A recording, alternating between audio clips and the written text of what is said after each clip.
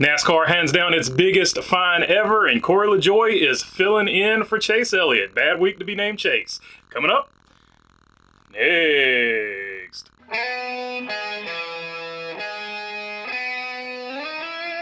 What's going on, everybody? Hope you're doing good today. All right, first things first, Corey Lajoie is going to be filling in for Chase Elliott. Chase Elliott, of course, suspended for wrecking Denny Hamlin on purpose the other week at Charlotte in the Coke 600. So Corey Lajoie will be filling in for him. This is a big opportunity for Corey Lajoie. A lot of people are excited for this. Of course, this isn't the greatest of situations, but still a good opportunity nonetheless, and hopefully he does something with us. This will also make the fourth driver in the 9 car this season. Josh Berry, they had the guy at the road course, and now Corey Lajoie filling in for Chase Elliott. So it's been a weird year for the 9 car fans.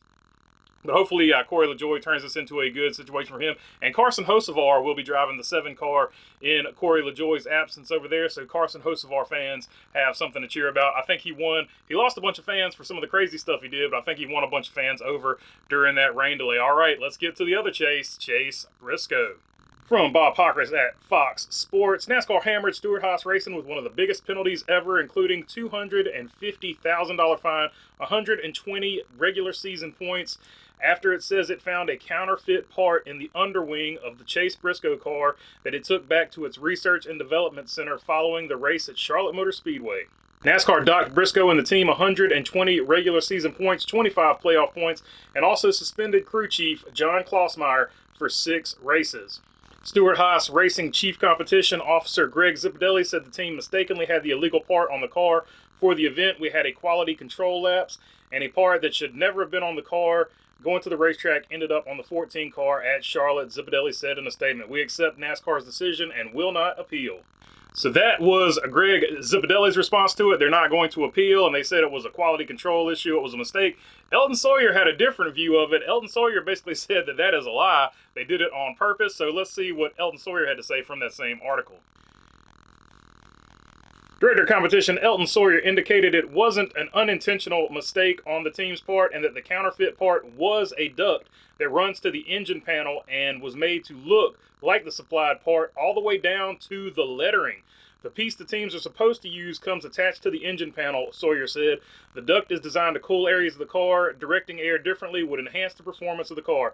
NASCAR uses a template to check the inside duct, and it did not meet the template. So there you go. It definitely was not a quality control issue, according to Eldon Sawyer. He basically was saying, hey, they got caught cheating, and regardless of what Greg Zipadelli said, whatever he's trying to spin there is not the way it's going to be spun. But 120 points, 25 playoff points, that takes Chase Briscoe from here, you see this, 17th in points, 4 points behind Alex Bowman. And this here is his current points position, minus 124 points.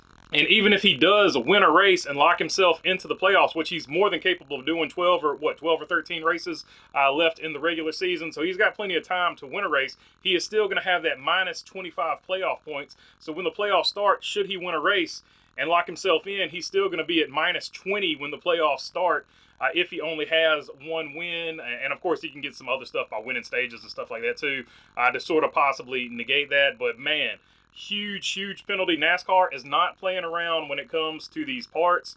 When you get caught, they're going to throw the book at you, and they said they're not going to appeal. So they threw the book at Hendrick too. Hendrick appealed.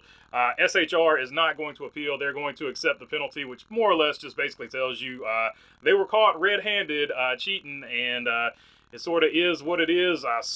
Probably this is the biggest penalty that NASCAR's levied so far. So let me know down in the comments what you think about this deal. This is all I got for you. I took one day off yesterday and everything happened. Working on this studio here. I got a lot of different things going on over here. It's an absolute mess right now, but we're getting closer and closer to finishing this thing out here. So yeah, leave it down in the comments. Your comments. If you made it this far, feel free to subscribe down below. All your subscriptions mean a lot to this channel. And oh yeah, I hit the merch store if you want to buy a t-shirt. This one right here is pretty popular right now. Link is in the description. And other than that, thanks for your time. Peace. Man, long-winded exit. Peace.